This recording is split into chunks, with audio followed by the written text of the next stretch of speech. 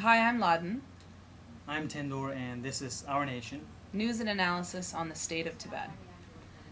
Today we have a couple of stories for you, and this is our fifth episode. We'll be talking about the upcoming visit of Hillary Clinton, the new Secretary of State for the United States, to China. And we're also going to talk about how Tibet is being closed off to foreigners more and more now. And we'll do this first. Sure. We've been hearing many reports now throughout the last few months, especially since March 2008, that foreigners are having a very hard time entering Tibet.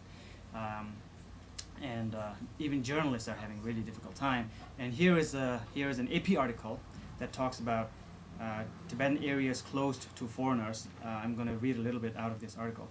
An official at the Tourism Office of Northwestern Gansu Province's Tibet Autonomous Prefecture, which is home to a major monastery and large Tibetan communities, said the region was again closed to foreigners and would not be open until late March. The official, who did not identify himself, as is common in China, did not say when the restrictions were put in place. I guess these restrictions have been in place for a long time, and how strongly these restrictions are applied often differ arbitrarily based on the Chinese government's whims and decisions it makes. It goes on to say, on Thursday, Foreign Ministry spokeswoman Jiang Yu described the current situation in Tibet as stable, but acknowledged that foreign reporters have had difficulty assessing the area. Since the March 14th incident, it's true that foreign journalists find it harder to go to Tibet. I think you all know the reasons. The government has taken some measures, she said. So you can see the contradiction in her statement. She says, Tibet is stable, the situation there is normal, everything is fine. But if everything is fine and stable, then why don't they let foreigners and journalists see the situation for themselves by traveling freely inside Tibet, And several journalists have been reported being expelled from Tibetan populated areas in China in the past week. And here, with the term Tibetan populated areas in China can be really confusing for people sometimes, so we can discuss that. Yeah, I think that what became clear last year during the uprising was less educated journalists or people not familiar with the situation in Tibet. They were saying, we don't understand why all of these protests appear to be happening, or many of them, majority of them, outside of Tibet. If you look at the map, you would see Tibet, as China demarcates the borders, you would see the protests happening in what look like Chinese provinces, Qinghai, Gansu, Sichuan, Yunnan. Now, what happened essentially is the Chinese government rewrote the map, and this has been the source of a great amount of confusion for years on the Tibetan issue. You have central Tibet as the Tibetan Autonomous Region, and so therefore what the world sort of formally acknowledges as Tibet. But actually, in fact, the majority of the Tibetan population lives outside of the Tibetan Autonomous Region.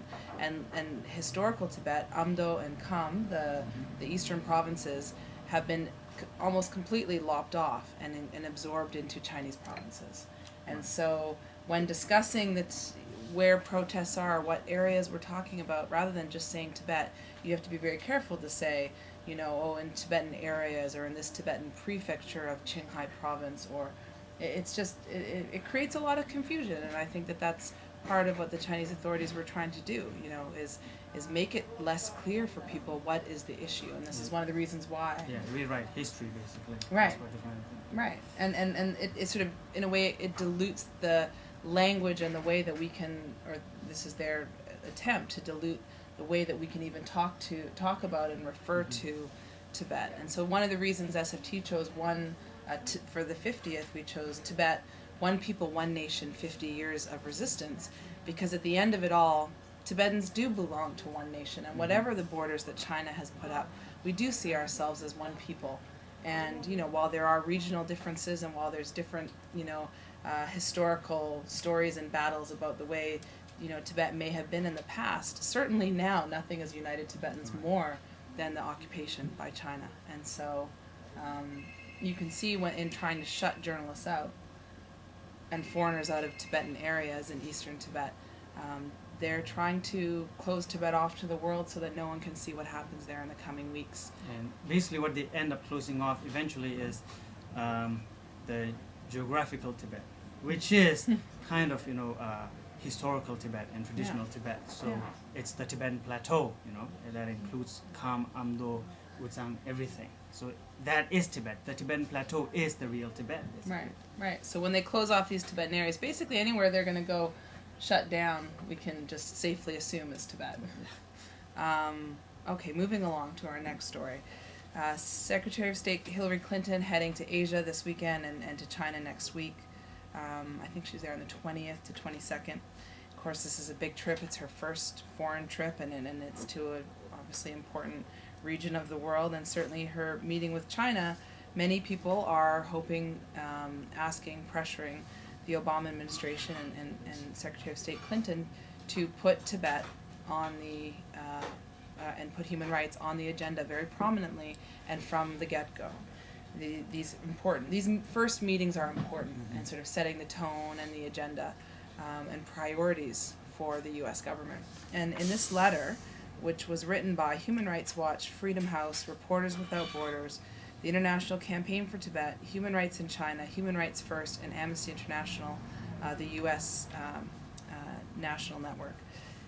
The letter basically encourages or appeals to Secretary Clinton to put human rights on the agenda and says this: as much as the Chinese government appears to resist outside pressure to improve its record, experience suggests that it does respond to such pressure.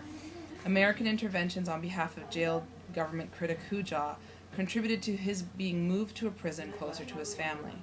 Sustained international pressure on the Chinese government to permanently relax rules on foreign journalists in China resulted in success. Ordinary people in China will also appreciate hearing the U.S. raise human rights issues in ways that echo their own day-to-day concerns about the rule of law and government accountability. And we urge that you be mindful of the converse, that the Chinese government and people take careful note when the U.S. is silent. Now, of course, this is about the U.S., but this applies to the world. I think we know this. We've seen, people often ask, what difference does it make, the work that you do? Does the Chinese government ever respond? Does it ever change anything? And we know they care. We know they care about what the world thinks, and we know they do respond to pressure in ways that sometimes are symbolic but are also critically important, especially in individual lives. And they are real people who are examples of this impact that international community can have on the Chinese government. People like Pauline Gyatso, Ngama Sangdul, there are many Tibetan political prisoners who owe their lives to some extent to the international community or to foreign governments that have spoken to China and raised their names with them. And so it does make a real solid kind of difference. There is no doubt about it. Mm-hmm. And they're always watching, the Chinese leadership is always watching what the world is or isn't doing, and that will signal to them what they can or can't do, or with how far they may go in this or that area. Ultimately, it's important, I think, in this case with Clinton especially, that the Obama administration and that foreign governments don't shy away from human rights or from Tibet for fear of what the Chinese government may do or how they may react.